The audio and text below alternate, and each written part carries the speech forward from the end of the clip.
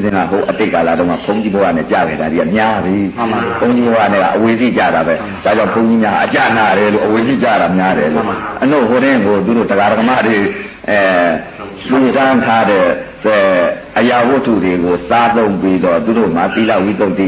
ဒိဋ္ဌိဝိသုဒ္ဓိသင်္ခါရဏဝိသုဒ္ဓိဝိသုဒ္ဓိခုနှစ်ပါးမစင်ကြယ်ဘူးမစင်ကြယ်တော့အဲ့ဒါတန်တွေခဲ့စားတာအဲ့ဒါအာခါကိုယ်ကကြည့်တော့အဲ့ဒီလိုခံရတာအခုသင်္ကန်းဝတ်ပြီးတော့တခါကြီးသူများလှူတဲ့ဥစ္စာပေါ်သေးသေးတော့မစားနဲ့ဟောကအထွတ်အမြတ်နဲ့တရာစိတ်နဲ့လှူတာတန်တွေတန်ခဲ့ပဲအဲ့ဒါအဲ့ဒီဟာကိုမနဲ့မိုးလင်းလို့ရှိရင်ဖြင့်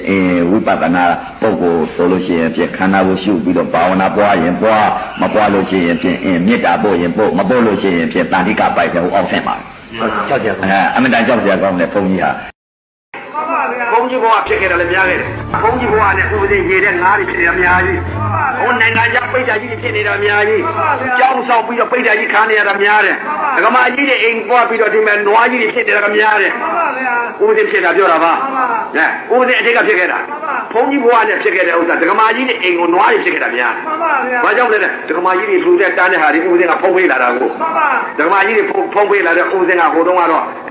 ပရိယကတော့တွယ်ဝိုက်ပြီးတော့တခါလေးပြောနေတာပြောတာကိုကဘာမှမလုပ်ဘူးဒကာဒကမတွေလှူတဲ့ဥစ္စာဥပဒေကမိတ်လောက်အောင်စားပြီးသင်္ကန်းကောင်းမှုဆုံးအိတ်လာခဲ့တာအိတ်လာပြီးတော့အပယ်ကျတခါလေးသေးတော့ဘာဖြစ်လဲဆိုဒကမကြီးအိမ်သွားပြီးခံရတယ်ဗျာနွားဖြစ်တာကများခဲ့တယ်နွားတွေဖြစ်ခဲ့တဲ့ခွေးတွေဖြစ်ခဲ့တဲ့အခုတော့အဲ့ဒါတွေမြင်တော့တုံလောက်လာတာကြောက်တယ်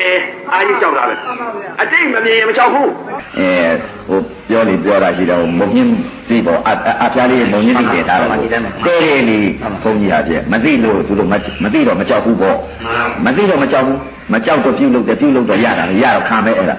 အဲ့တော့သိတော့မလုံတော့ဘူးမလုံတော့မရဘူးမရတော့ငြိမ့်တာပဲမခံရဘူးအဲ့တော့ပုဂ္ဂိုလ်ပေါင်းမှာဖြင့်မသိကြဘူးအခုရောင်လေနဲ့ဟိုတဲ့ဘုန်းကြီးတွေရှိပါလားတကားကြီးတော့အဲ့ဒီဘုန်းကြီးတွေရောင်လေနဲ့မသိလို့ပါသိတော့ကြောက်ပါလိမ့်မယ်မသိသေးလို့မကြောက်တာသိပြီဆိုလို့ရှိရင်တော့ကြောက်ရောတဲအင်ကူဆရာတော်ကြီးတရားများကိုနာယူနိုင်ရန် subscribe လေးနှိပ်ခဲ့ပေးပါဦးအဆုံးထိကြည့်ရှုပေးလို့ကျေးဇူးတင်ပါတယ်